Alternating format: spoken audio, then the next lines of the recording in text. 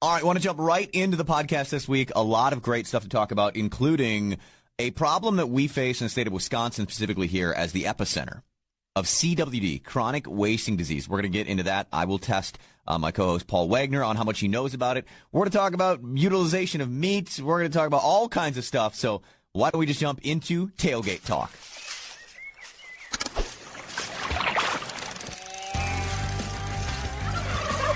Let's do it. It's Tailgate Talk. I am Sean Ritter with Paul Wagner, a.k.a. Wags. This is awesome. It's kind of fun to sit down and have this different look at an outdoor show. And everybody's got outdoor shows that says, oh, mine's going to be so much different. This is totally different.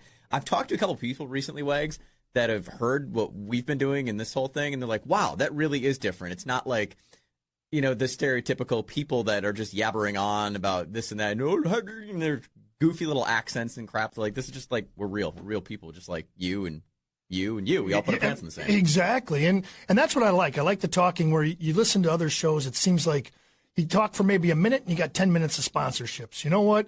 Yeah, we'd love to have sponsors, but I tell you what, it's nice. It's talks, and we have a guideline, or you have a little PowerPoint or something that we can follow, but it can veer to the right, it can veer to the left.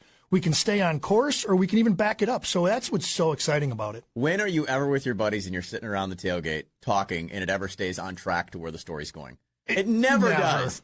Never. Exactly. And that's what's so good. You're not focused. There's not things popping up on the screen where we have to talk about A, B, C, and D. We can run with it. You guide me, I follow, and we can converse about anything. I mean, crap, it was like last week. I remember literally as we were starting the show last week, my brother had sent me that text video that he was up on the Bay of Green Bay when the ice sheet broke away.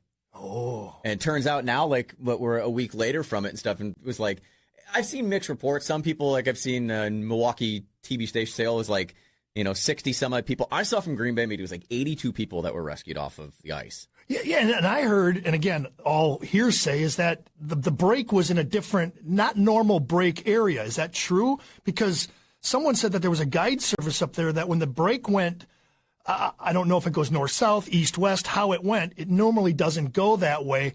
And he actually had some fishermen that were out there, part of his guide service, that were stranded on blocks. So he had to get out there, and he couldn't get there to get them because they weren't anticipating a break to go that way. The Coast Guard offers you one free ride in a lifetime. Here's the thing, though, about that one free ride that you get. It's person. They don't take your equipment. So if you're getting a ride off, be it helicopter, be it boat, whatever, and they're going to come rescue you, it's just your stuff, which actually happened on Lake Superior as well. Just last week, 26 people had to be rescued. The really cool part about this was, not only were they rescued, that's great, but someone took a drone and flew it out to where the sheet broke off and eventually pushed into Lake Superior. It was a mile and a half out. And there's thousands of dollars of ice fishing equipment just sitting out there floating on little icebergs and kind of this mixture of sheets of ice. That's the one I heard about. I apologize. That was the one. When you said Superior, then it clicked. It wasn't Bago. It was Superior, and that's the one I heard where the guide service was stranded with so many clients stuck. The Bay of Green Bay, there was a lot of guide service out there, too. There's a lot of those guys that were out near the Larson's Reef area. Again, growing up there, fishing all my life. That sort of thing happens in ice breaking away, which, fishing local lakes around southeastern Wisconsin where we are, here in the Milwaukee area or, where we'd be in the smaller lakes, it's not something you have to worry about. You're worrying about just getting out in thick ice, thin ice. You don't have to worry about the wind changing direction and pulling ice away and throwing you out to the middle of open water.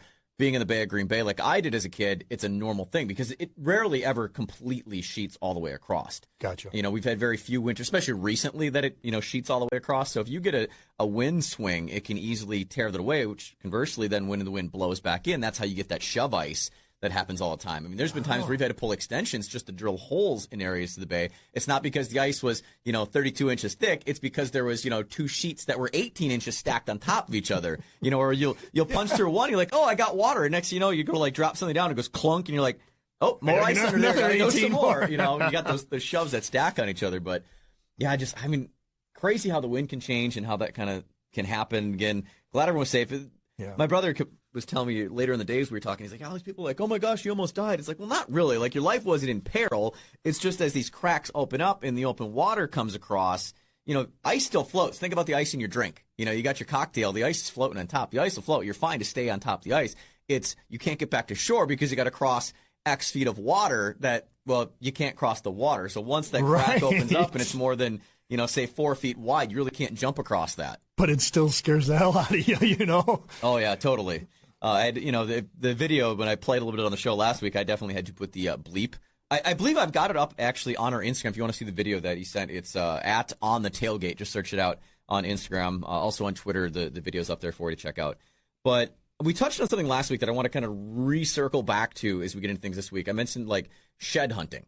Yeah. And because it's kind of getting to be close to that time of the year where people are getting out shed hunting, and it's going to become a pretty popular thing. I think it has the last few years, but this year specifically with just people being outdoors more. If you look at everything that's happened from COVID, the fact that the sales of outdoor related equipment and outdoor stuff is like bigger and more than anything ever has.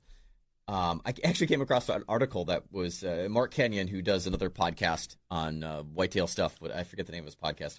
Wired to Hunt. There we go.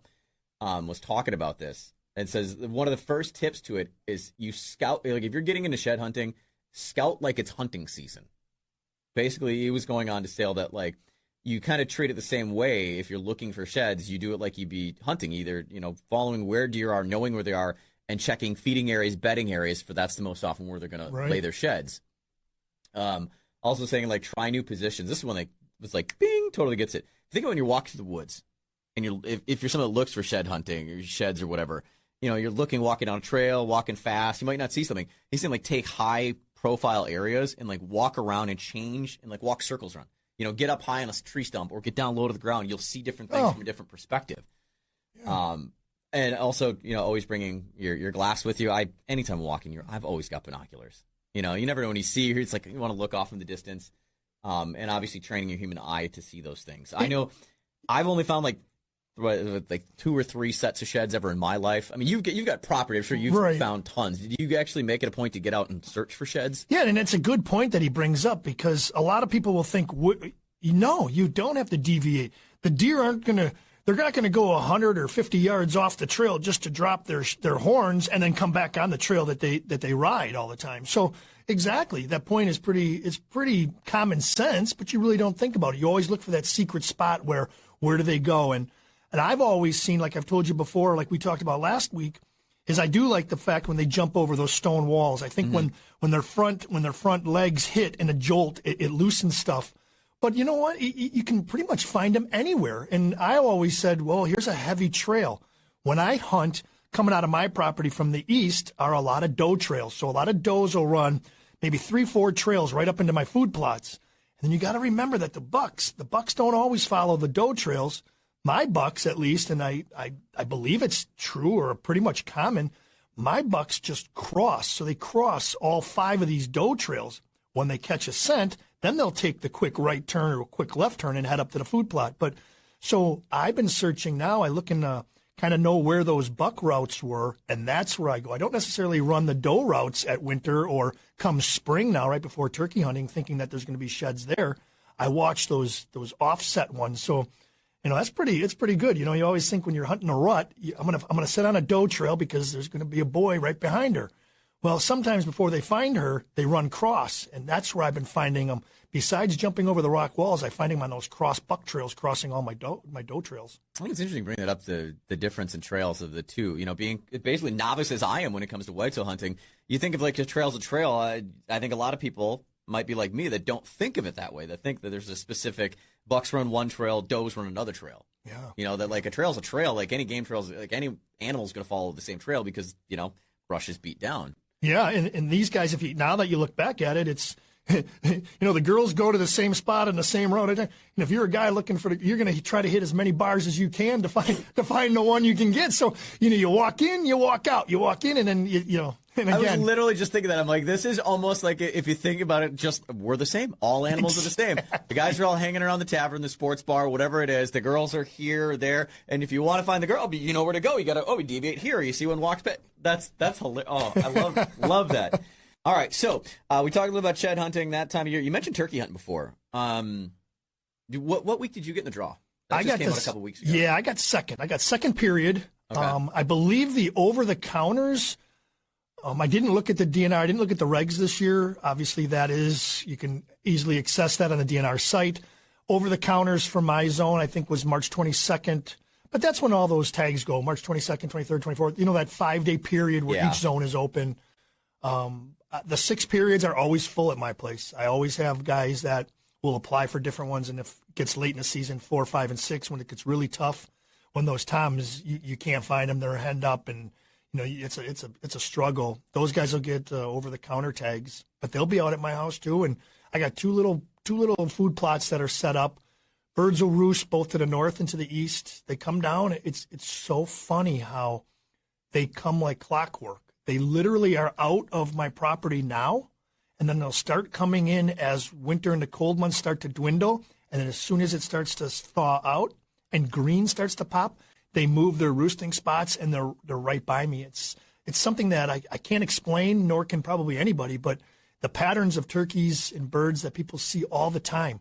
People will tell me, every single turkey hunting, why don't you come to my backyard? Why don't you come over here? I see them all the time. It can't be a real hard hunt. Literally, like the pine trees behind me here. There was a point earlier in the fall.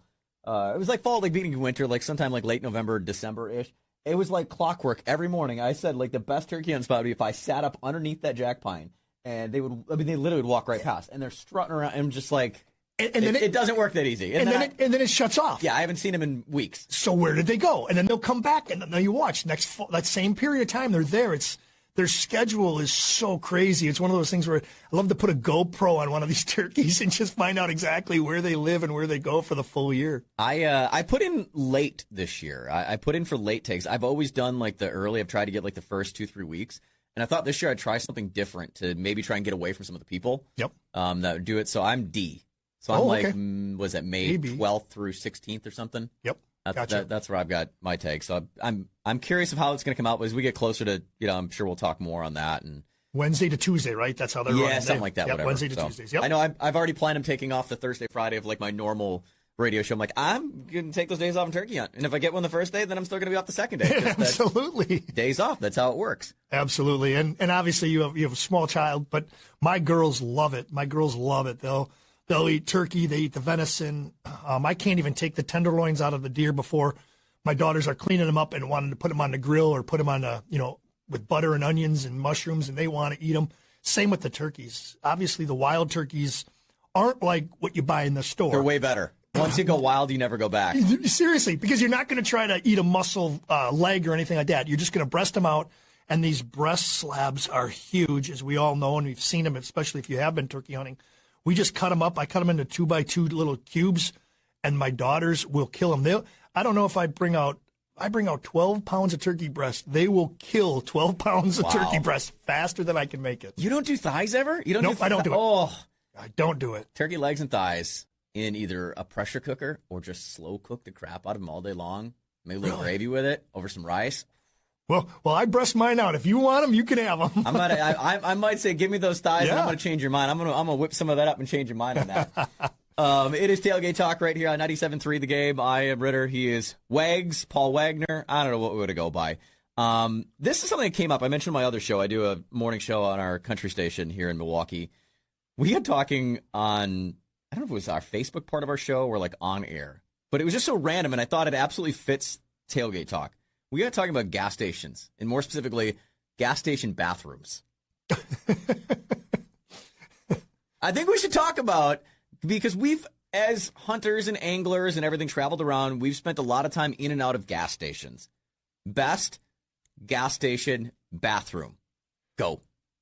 Quick Trip Casey's. Every time, every single time. And that's what I had said to, my other co-host. I said, like, literally every person, knowing and hear from all the guys that travel a lot of the bass tours, whether it's FLW or the Bassmaster Elite guys, they freaking love coming up here for Quick Trips. They love Casey's for Casey's Pizza, and they love Quick Trips because they got food and the cleanest damn bathrooms you've ever seen. Absolutely. Every single one of them will rave on about the bathrooms at a Quick Trip. And I have guys, so I'm not shy. If I got to go, I'll go. I'll take the corner Citgo that nobody has bought in gas in 3 years from. I'll go. Right. I have buddies though that I travel with. They won't. They're like, they can't go outside. They can't do this. They can't do that. But a Quick Trip, as clean as those Quick Trips in Casey's when we're going out to Kansas, the boys will. Okay, well, I gotta go. Well, let's stop here.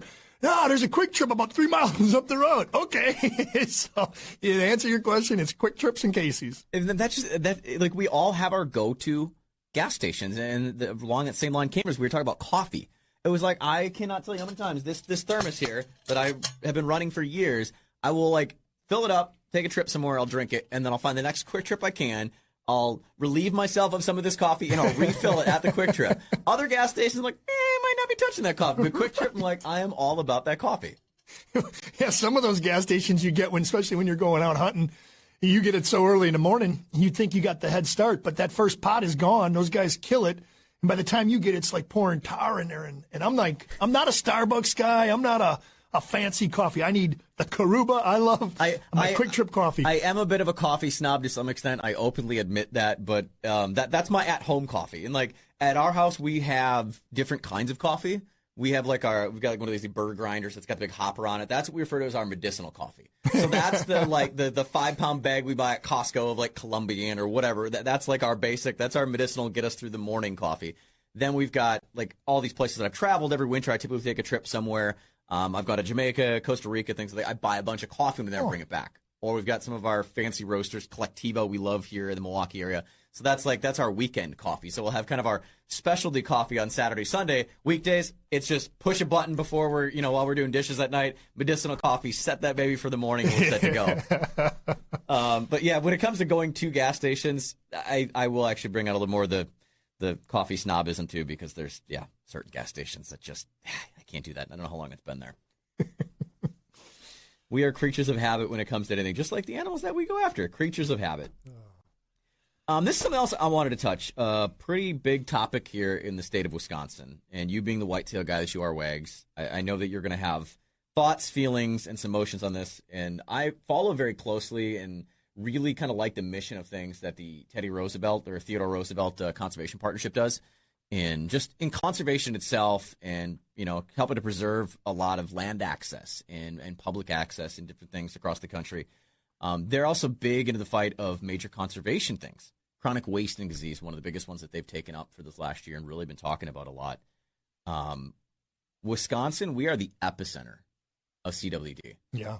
It's like we love to be first at things. This is something we don't want to be first at. No, I agree with you. And that CWD is obviously, it's different than EHD as you see out, you go west when the puddles, they haven't had rain for a while and those deer just disintegrate. But CWD also does the same thing as, you give your head samples at the DNR stations. And, it's a tough call where it came from, how it came, who's to blame. Somehow you have to curb it. You have to curb it somehow. I don't know how to do it. And you can easily say no more baiting, no more this, no more that. But these animals, these animals herd, and it doesn't matter unless you got them in fenced-in areas, it's going to be hard. You can try to only control it as much as you can and test it as much as you can and try to eliminate it. I guess the biggest thing, I haven't seen many studies of people that have consumed CWD deer. Obviously, when you get the ones that are rotted out, or we had one this year, it wasn't CWD, it tested negative, but as we pulled off the hide, one whole side of this animal was sort of like when you, like when you put beef or you put something in the refrigerator without a saran wrap or something, and you wake up in the morning and you come back and your steak or something's got that little coating of, is that like freezer burn or what is that dried out? And that's what it was. It did test negative. We disposed of the carcass, but it was kind of scary. So it was something that when we open up deer, when we start to trim them out, when we see the tenderloins, I see the back straps, you can decide where your bullet or where your arrow penetrated. You can see the damage, what it took out, but you can also tell basically the quality of the meat. We try to get as much blood out of it right away, but I wonder if that was some sort of like a hit and run situation, because sometimes some of those deer that are hit and they survive, the way that those injuries heal can manifest really differently and strange too. And we look for that. I always look for like the scars and we've seen a lot of deer lately. I shouldn't say lately, but we have seen deer with shorter legs. So going back to your comment about getting hit, we've actually seen one deer. We had one buck that a buddy took, and that right back leg was about 4.5 to 5 inches shorter than his left. It was. So we're thinking, was his right antler all like jacked up and messed up too?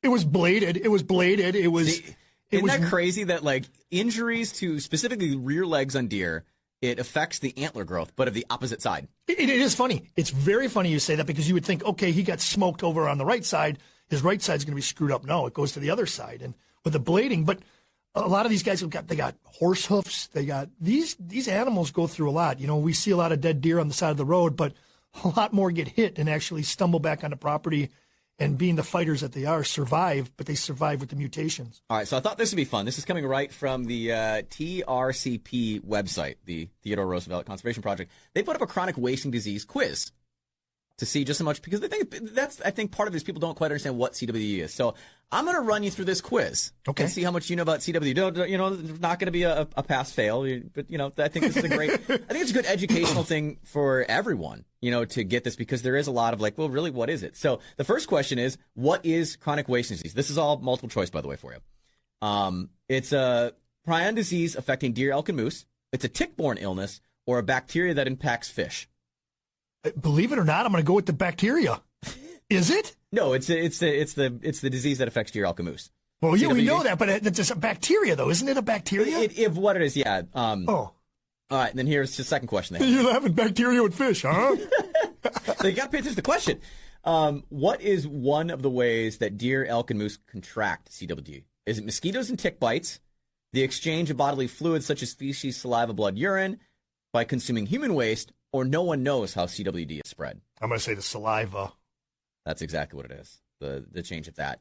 What is the incubation period for CWD? 1 to 4 months, 9 to 12 months, 16 to 24 months, or 3 to 5 years? I'm going to go quick, 1 to 4. Is there a cure for CWD? Yes or no? No. Approximately how much money does deer hunting contribute to the U.S. economy? $5 million, $200 million, $17 billion, or $40 billion? $200 million. Hell, Right. I think Cabela's did $5 million last year. How many U.S. states currently have deer populations with CWD? 5 to 10, 15 to 20, 20 to 25, or 25 plus?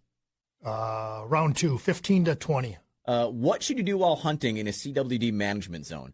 Quarter the animal in the field, leaving the spinal column, and dispose of all brain tissue within the state-designated CWD area. Nothing. Hunters don't spread CWD. Cook and consume the animal immediately. Send a sample of the animal in for testing, or as it answers 1 and 4, which is quarter the animal, leave it, whatever, and send a sample, or 2 and 3, do nothing, and it can't be passed or by consuming. 1 and 4. That's the obvious answer there. How can you be sure your harvest is negative for CWD? Observation, scientific testing of brain tissues, hunter's intuition, or saliva tests? Scientific. You do the brain Send samples? it in. Yep, send it in, yeah. Well, they always say once you think you got it figured out, you're wrong. There's one on there that you missed specifically, and that's the amount of money. Lower or higher? Higher. 17 billion was the next one you said, I think. You went 5 million, 200 million, 17 billion. Crazy how much. Really? I suppose 200 million, you think about it, they can kick that in a heartbeat. Guys spend 25 grand just to go on guides. Yeah, when I did that a while ago, I guessed exactly, I thought the same thing. And then after I looked, I'm like, oh, yeah, exactly. There's just a ton of money put into it. So one of the one things I looked up because I was talking out loud is with EHD and CWD, there is no evidence that suggests that a human can be infected both handling it or actually consuming it. So there's really, I mean, obviously you don't want to because the unknown is scary as hell, but I guess, you don't know. I mean, if you don't have it tested or you go with your intuition and you eat it and you grind it into sausage and, there really hasn't been anything there, but again, use your common sense. If you see a deer like we saw, you just got to dispose of it. And that's such a topic of things because I, growing up, was around processing of deer. I mean, my dad all my life, and he still does. He still does, the butchering, and he has his own kind of like side hustle thing where in the fall he processes deer. Through like high school and in my first couple years of college, I worked at a meat market, and that's what we did. I mean, deer season, that's what we did. We butchered deer, we made sausage, we did all those sorts of things. So I've done this all my life and been around, so I've seen a lot of really weird things in animals. But like when it became to like, oh, you no longer eat bones or can't do anything, but it's like I know tons of people that like venison ribs, they'll still eat ribs and all of the other stuff. And it's like that's one of the most delicious parts of the damn animal. You know what I mean? Like venison ribs and be able to like use shanks to do different. I think of like osobuku things like there's so much of the animal I feel could get wasted or you could use it in better ways. Because suddenly CWD is like, oh, you can't do that, but does it really transmit? I mean, my thought kind of is as long as it's not spinal column or brain, right? Which are like There's not much in this world that I won't eat. Like, I'm that person. Steve Ranella or the meat eater. Right. Yeah. I pretty much, I mean, a prime example of this on my Instagram, I posted it last weekend. I did it. It's at On Air Ritter, by the way. My brother-in-law, we made head cheese. Bought a whole pig head. We boiled the crap out of it. Pulled a little, you make the gel. So we made, 2 big loaves of head cheese.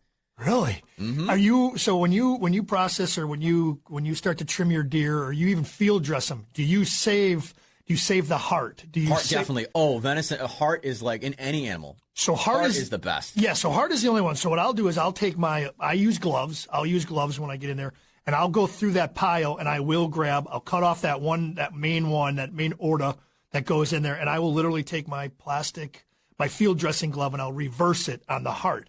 But as far as anything else, do I get liver shots sometimes? I like that, but I don't save anything else but the heart. And when we do trim them out, I get kind of, depending on how cold it is or what, when we have deer hanging, I'll trim a little bit of rib meat, but generally, I hate to say it, you're right. There's a lot of waste if you don't spend it. But when you're processing or trimming out 2, 3, 4, even 5 deer, it's kind of hard to get everything, but you try to maximize what the deer offers. But we pass on that rib.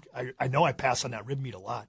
Yeah, and that's one of the easiest places. And even if you're going to put it in the sausage pile, right? That's why I've started to at least trim through instead of hacking off the ribs and actually having a rib cage. Yep. Yeah, you just make sure to pull. Yep. There's a ton of meat that comes out of there. Throwing it in sausage is nothing. But what I was going to say was, making head cheese is I thought it was do we put brains and eyeballs in there? And I'm like, no, I don't need to. Traditional old school boucherie, they would. And the idea we got from there's a place that does old school meats in New Orleans where he had lived for a while, and my love of that city. It's called Cochon Butcher, the chef Donald Link, who's a James Beard award-winning chef. He's just a big old Cajun dude. He's Gotcha. a really cool guy. They make head cheese there that is just awesome. And it's one of those things that we've been kind of experimenting between him and I. We've talked about maybe working on publishing a book together. He's a big writer and stuff too.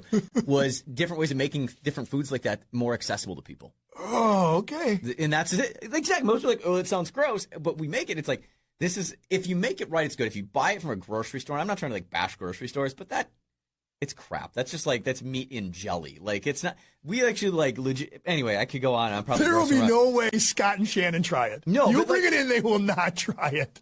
I'm that person who I like to, and it's kind of become a mission of mine as I've gotten older, of not wanting to waste things and utilize everything. Yeah. And I think as a conservationist, as outdoorsmen, it's almost a part of our obligation to try and utilize the most of the things that we take from nature. And I know it sounds preachy when I say that, but I think there's a lot of people who would agree that we should do our best. It's the least we can do for something that gave its life for us to try and utilize every bit of it that we can. I agree with you. I do. The parts that I don't, the piles that I leave, obviously there's other animals, there's birds, there's coyotes, there's other things that can be fed off of that as well. The one thing that gets me mad, and I know it's a whole different topic, is when I read stories on the back of the Outdoor News, Wisconsin Outdoor News, and Danny Durbin does a great job, and I'm pretty good friends with him when he does stuff like that. I get upset when I see people driving by and poaching and just shooting animals and leaving them, and I get it. I get that the penalty has got to fit the crime, and it's weird because sometimes killing an animal doesn't always fit the crime. You lose a gun or you lose your hunting privilege for 3 years or 12 months.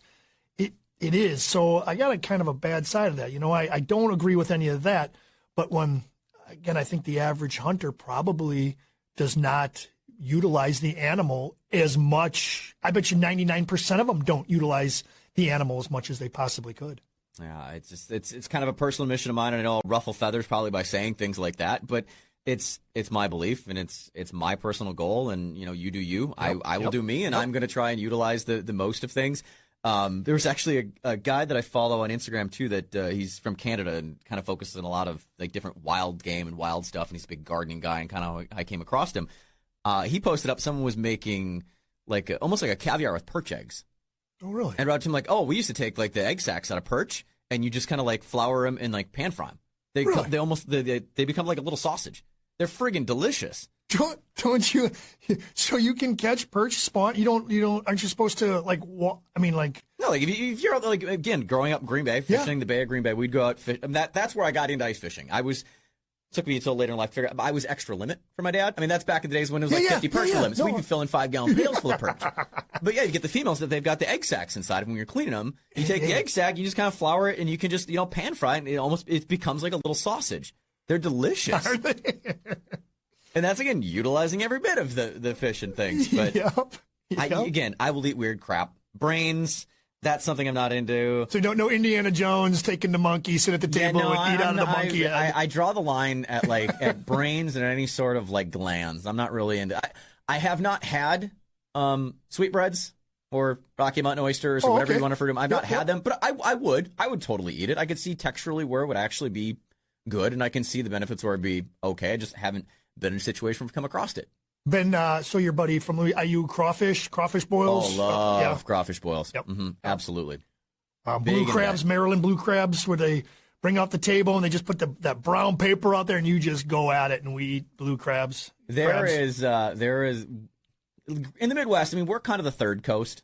If you think about it, I mean, Lake Michigan and all these Great Lakes, they're small oceans. It's the third coast. It is nothing like actual coast. If you love seafood, getting to an actual coast to get actual seafood. I mean, I can tell the story too. So back this summer, with COVID being what it was, you're not going places or whatever. My brother-in-law and we took a trip back down to New Orleans to basically we went grocery shopping. There are some foods that he was missing since he's moved back here to, the Milwaukee area, and me being here and visiting and not visiting the last year since he's been here. We wanted to go get some stuff that we missed. So we basically drove to go. If we did like a quick round trip, it was 3 days we were gone. Went down and came back. Really? We hit Buffalo Trace Distillery. Did the whole bourbon thing on the way down. Hit New Orleans, stocked up on all these foods and things we wanted, brought them back. One of them was shrimp. We stop at Rouse's, a grocery store I love. It's kind of like, if you think of the Milwaukee area, you're familiar with Sendik's. Yeah. It's like the Sendik's of Southern Louisiana area. Rouse's, great grocery stores. They make awesome king cakes, whatever. I pick up a bunch of shrimp there. It was like $3.99 a pound. These things were just swimming that morning, right? I come back here. I'm at Sendik's. Again, not bashing on Sendik's. I love Sendik's. I pretty much exclusively shop at Sendik's. The exact same size, whatever, Gulf shrimp, $29.99 a pound. Wow. If that doesn't make you go, dang it, the coast is where it's at. Or you should have told us, because we would have given you a bigger truck. We brought two, we took my Ford Escape down. We had 2 giant coolers that fit the entire back of it. So I had the back seat folded down. We filled both of those coolers to the brim full of crap we brought. My entire vehicle, we had under seats, everywhere we could put something, it was stuffed literally to the brim where we couldn't fit any more stuff in it that we brought back. It's the only way you're going to do it, right? That's if you're going to do it, you may as well do it right. That's pretty I brought back a ton of shrimp. And so that, I'm sitting at home and I'm cleaning shrimp, and repackaging and vacuum packing and freezing them, and it actually held up and worked out really well. Brought some redfish back, the things that we don't get here that we love in other places. But, we've got great stuff here, and that's what we're here to talk about and what we're here to help share with you. And if anything that you want to add to the show or you want to hear from us, feel free to reach out to us. You can do it on our socials, again, at On The Tailgate, Twitter and Instagram, the easiest places. I'm trying to post a lot of stuff on the Instagram, sharing a lot of stuff there. I'm also heavily active on there, at On Air Ritter. You want to just hit me up specifically, or just go to the site and, email our boss at our Milwaukee station, Tim, and he can pass the message along to us. But, this is the whole thing is part of my personal, motto that I've taken on with a lot of things is community through conservation. And that's what we are as outdoorsmen and people that enjoy the outdoors, whether it's hiking, fishing, camping, whatever. It's community conversation. We're all together as a community, and the more we talk about things and share stories and just BS like we've been doing here, that's what makes us all a bigger and better community, I think.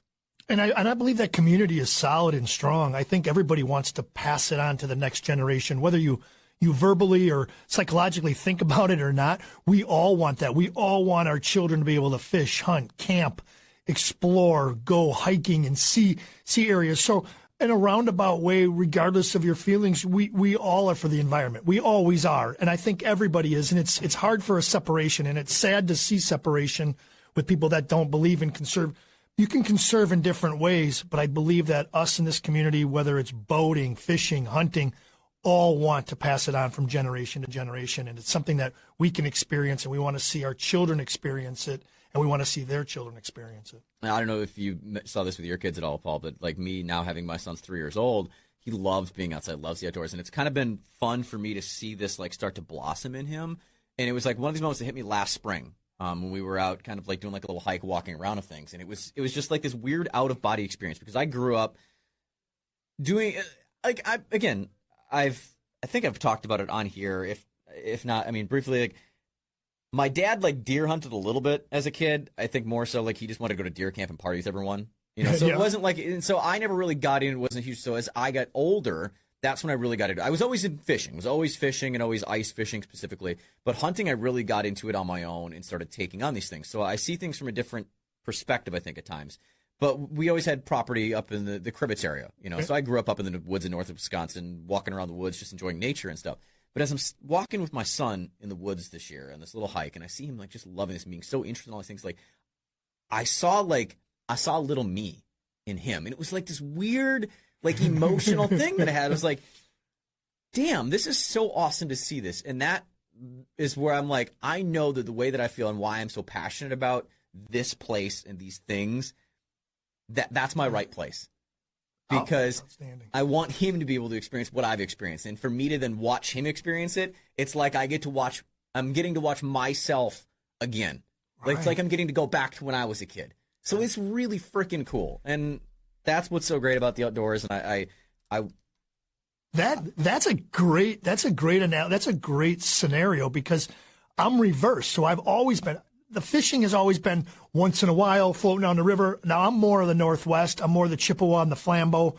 I don't like to sit on lakes. I like to go down rivers. And obviously we've talked before. I'm more of a musky guy. I'll hit a corner. I'll hit a rock ledge for smallmouths and walleyes. You're a float trip kind of guy. I am. And I've always been a hunter, a deer hunter, a turkey hunter, and stuff like that. Where my daughter now has her new boyfriend, and she's still in high school, so they are taking up fishing. So for her Christmas present, she wanted decked out fishing. So she's got all fishing gear. Now all of a sudden she wants a kayak. She wants a fishing kayak.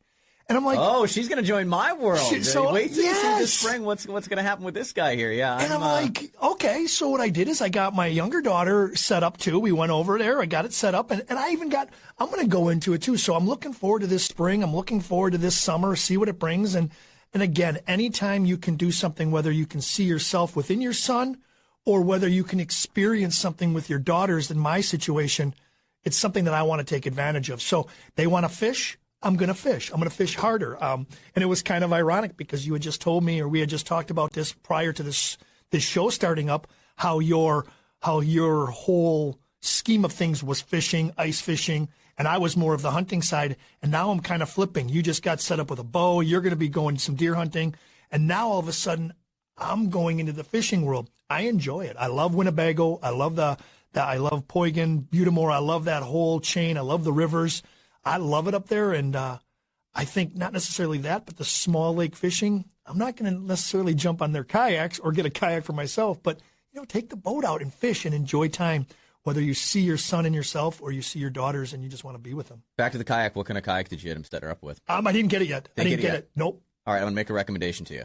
This is, I don't know if you're looking at like a pedal drive. If you want like pedal drive, or you're talking like paddling. She wants to paddle, but I knew the only thing that she said is her boyfriend, I believe, has a 12-footer, and they make smaller ones, like they make 10-footers? They do 10-footers. Okay. To me, best fishing kayak on the market that I've seen, this is the exact kayak that I'm going to be having show up at my house this spring.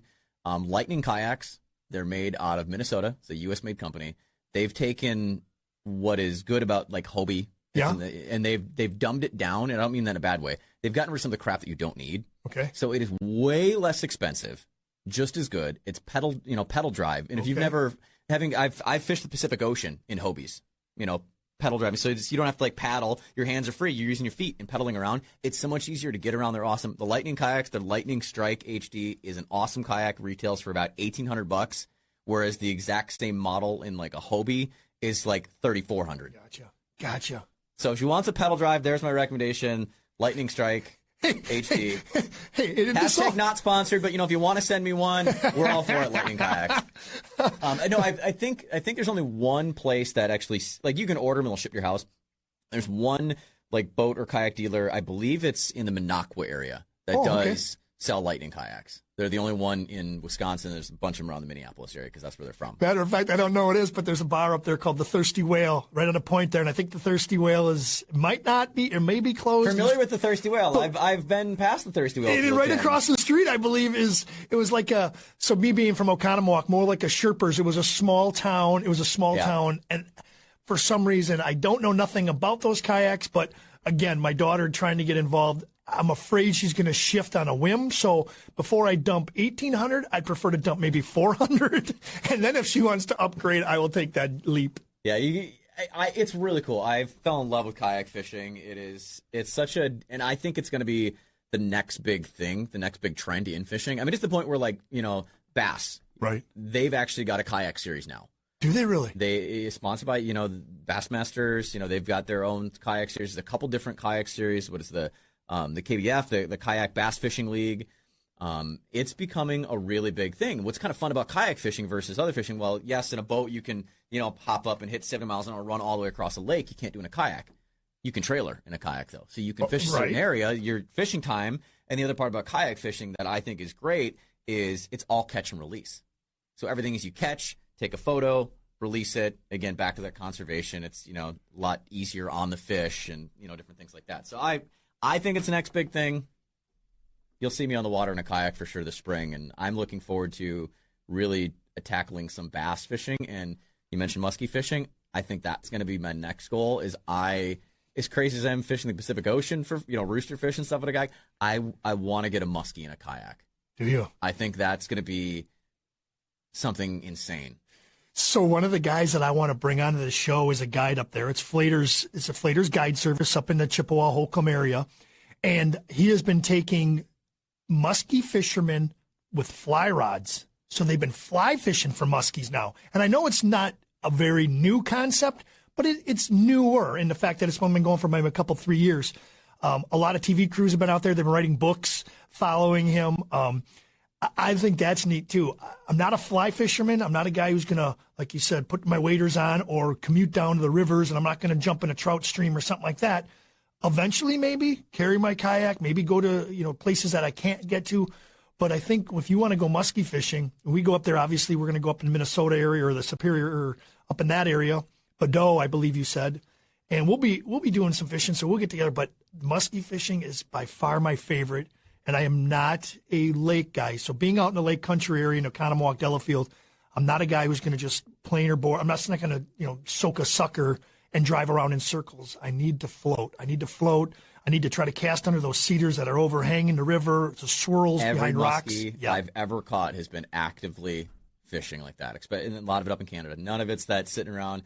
None of it's trolling. Yes. It is all active casting shores and just getting crushed. It's outstanding. It's exciting. Oh. Anyway, well, we're going to wrap it up here for this week. Thank you so much. This is Tailgate Talk on 97.3 The Game. Of course, you can check out our podcast, available free on the iHeartRadio app. I believe it's going to be on iTunes as well. You can download it there, listen to it anytime. Of course, the show live Saturday mornings, 7 o'clock, 97.3 The Game in Milwaukee. Maybe statewide someday. We'll find out. But I am Sean Ritter for Paul Wagner, a.k.a. Wags. Thanks for listening to Tailgate Talk. Be on the lookout for another episode coming next time.